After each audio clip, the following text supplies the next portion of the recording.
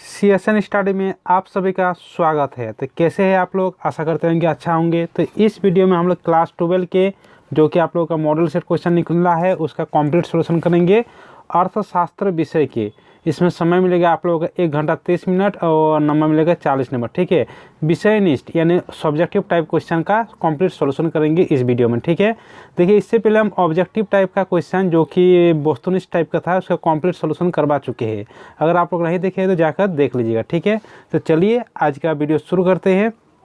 जैसा कि आप सामान्य निर्देश है कि परीक्षार्थी यथासंभव अपने शब्दों में उत्तर दीजिए। कुल प्रश्न की संख्या रहेगा 19। प्रश्न संख्या 1 से 7 तक अति लघुत्तरीय प्रश्न है। इनमें से किन्हीं 5 प्रश्न का उत्तर एक शब्द या एक वाक्य में दीजिए तथा प्रत्येक प्रश्न का मान 2 अंक रहेगा। ठीक है, 1 से 7 तक में से किन्हीं केवल 5 प्रश्न का उत्तर देना है। ठीक है, और उसमें प्रत्येक प्रश्न का में 2 अंक मिलेगा। लेकिन हम सातों का सातों प्रश्न करवा देंगे आप लोग, लेकिन परीक्षा में 5 प्रश्न का उत्तर दीजिएगा। जो आप लोग का आसान होगा वही बता दीजिएगा। ठीक है, अगला प्रश्न संख्या 8 से 14 तक लघुत्तरीय प्रश्न है। किन्हीं 5 प्रश्न का उत्तर देना है। इसमें भी करीब 150 शब्द में, और इसमें नंबर मिलेगा 3 अंक। और 15 से 19 तक दीर्घोत्तरीय प्रश्न है। किन्हीं 3 प्रश्न का उत्तर इसमें देना है। इसमें कुल 250 शब्द में उत्तर देना है और इसमें 5 नंबर मिलेगा आप लोगों को। ठीक है, तो चलिए वीडियो को शुरू करते हैं, एक एक प्रश्न को आसानी से हल करते हैं। जैसे कि यहाँ पर 1 नंबर प्रश्न है कि व्यष्टि अर्थशास्त्र को परिभाषित करिए। तो अर्थशास्त्र 2 प्रकार की होती है, एक व्यष्टि अर्थशास्त्र और एक समष्टि अर्थशास्त्र। तो व्यष्टि अर्थशास्त्र यानी सूक्ष्म, समष्टि अर्थशास्त्र मतलब यानी बड़ा। तो व्यष्टि अर्थशास्त्र में हम लोग व्यक्तिगत इकाइयों का अध्ययन करते हैं, यानी छोटे छोटे आर्थिक इकाइयों का अध्ययन करते हैं। तो व्यष्टि अर्थशास्त्र में केवल एक व्यक्तिगत इकाइयों का आर्थिक क्रियाओं का अध्ययन किया जाता है, जैसे उपभोक्ता का व्यवहार, एक उत्पादक आदि, या घरेलू के आय। इस तरह का व्यष्टि अर्थशास्त्र में अध्ययन करते हैं। अगला प्रश्न यहाँ पर 2 नंबर है। 2 नंबर प्रश्न है कि बाजार से आप क्या समझते हैं? तो बाजार किसको कहेंगे? जिस बाजार में क्रेता यानी खरीदने वाला और विक्रेता रहेगा यानी बेचने वाला रहेगा, उसको बाजार कहेंगे। तो बाजार ऐसे क्रेताओं एवं विक्रेताओं से संबंधित है जिनकी किराए वस्तु की उस कीमत को प्रभावित करता है। ठीक है, जिस पर वस्तु बेची जाती है, तो उसको कहेंगे क्या? बाजार। उसके बाद अगला प्रश्न 3 नंबर है। 3 नंबर प्रश्न है कि एकाधिकार का अर्थ लिखिए। देखिए बहुत तरह का बाजार होता है, एकाधिकार, प्रतियोगिता, पूर्ण प्रतियोगिता। तो एकाधिकार बाजार किसको कहेंगे? जिसमें एक ही मतलब बाजार में विक्रेता एक ही रहेगा। ठीक है, एकाधिकार बाजार की वो स्थिति है जब बाजार में वस्तु का केवल एकमात्र विक्रेता है, उसको कहेंगे एकाधिकार बाजार। अगला प्रश्न 4 नंबर है कि एकाधिकार में कीमत एवं सीमांत लागत के बीच कैसा संबंध होता है? तो कीमत तथा सीमांत लागत के बीच संबंध ही होता है कि कीमत तथा सीमांत लागत के बीच का अंतर जितना अधिक होगा एकाधिकार शक्ति भी अपनी अधिक होगी। मतलब कीमत तथा सीमांत लागत के बीच अंतर जितना होगा एकाधिकार शक्ति भी उतना अधिक होगी, और अंतर जितना कम होगा उतना ही एकाधिकार शक्ति का स्तर भी कम होगा। अगला प्रश्न इसमें 5 नंबर देखते हैं।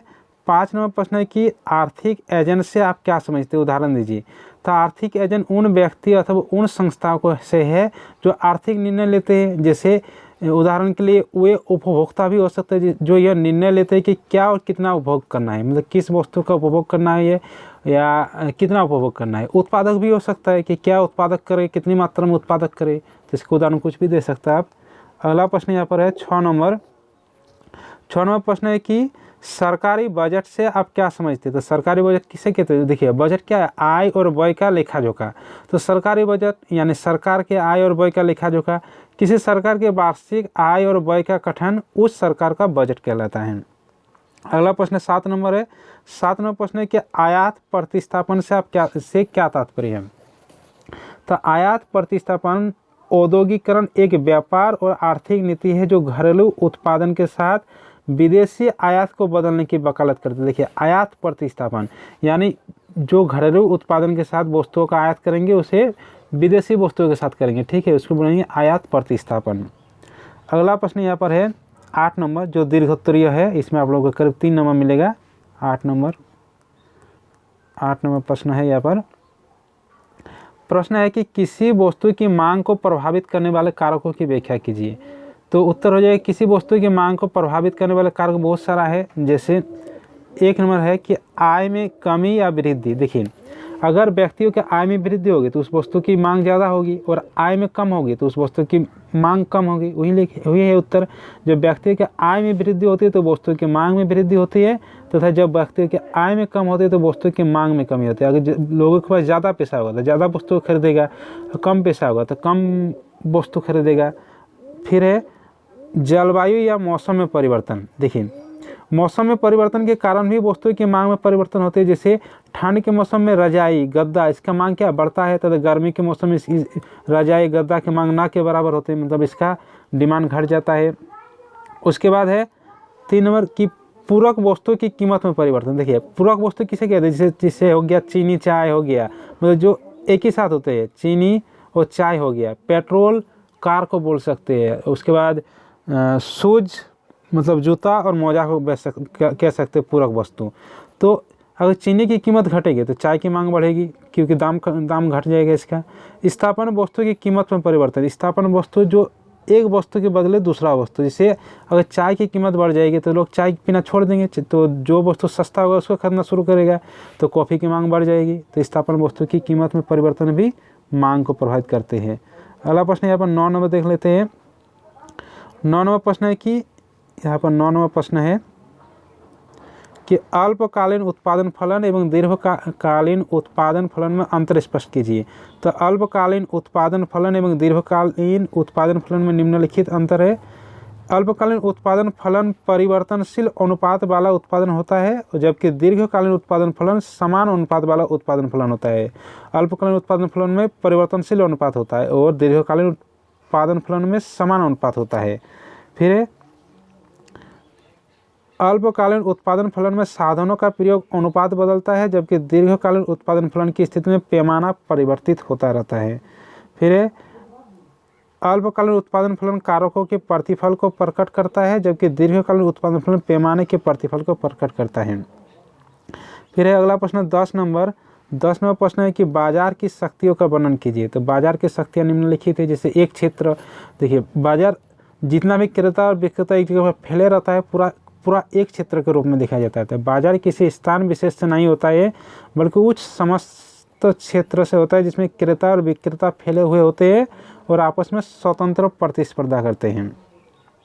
फिर है क्रेताओं और विक्रेताओं की उपस्थिति। कोई भी क्षेत्र बाजार तभी कहलाता है जब उस क्षेत्र में क्रेता और विक्रेता दोनों ही रहते हैं, दोनों आपस में एक दूसरे का मतलब इन दोनों में से यहाँ पर देखिए इन दोनों में से किसी एक का भी अनुपस्थित रहेगा, मतलब किसी एक क्रेता या विक्रेता नहीं रहेगा तो उसको बाजार नहीं कहेंगे। उसके बाद एक वस्तु।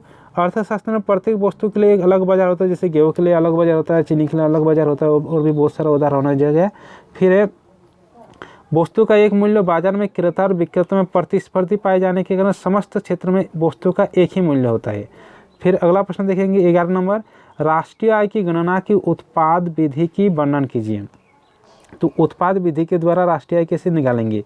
तो उत्पाद विधि या मूल्य वृद्धि विधि वह विधि है जो एक लेखा वर्ष में देश की घरेलू सीमा के अंदर प्रत्येक उत्पादक उद्यम द्वारा उत्पादन में किए गए योगदान की गणना करके राष्ट्रीय आय को मापती है। अगला प्रश्न है 12 नंबर कि मुद्रा की किन्हीं 3 मुख्य कार्यों की उल्लेख कीजिए। देखिए मुद्रा के 3 मुख्य कार्य क्या है, प्राथमिक कार्य, सहायक कार्य और औपचारिक कार्य, या कह सकते हैं उसको आकस्मिक कार्य। ठीक है, देखिए प्राथमिक कार्य किसको कहेंगे। प्राथमिक कार्य, मुद्रा के प्राथमिक कार्यों को मुख्य कार्य भी कहा जाता है। इन कार्यों के अंतर्गत मुद्रा के उन कार्यों को सम्मिलित किया जाता है जो मुद्रा द्वारा प्रत्येक देश में संपादित किया जाता है। ठीक है, इसलिए मुद्रा के इन कार्यों को मौलिक या आवश्यक कार्य भी कहा जाता है। गौण या सहायक कार्य जो प्राथमिक कार्यों की सहायता करते हैं। गौण या सहायक कार्य, मुद्रा के गौण कार्य के अंतर्गत वे कार्य आते हैं जो मुद्रा के प्राथमिक कार्यों की सहायता के लिए किए जाते हैं, इसलिए इन कार्यों को मुद्रा के सहायक या गौण कार्य कहा जाता है।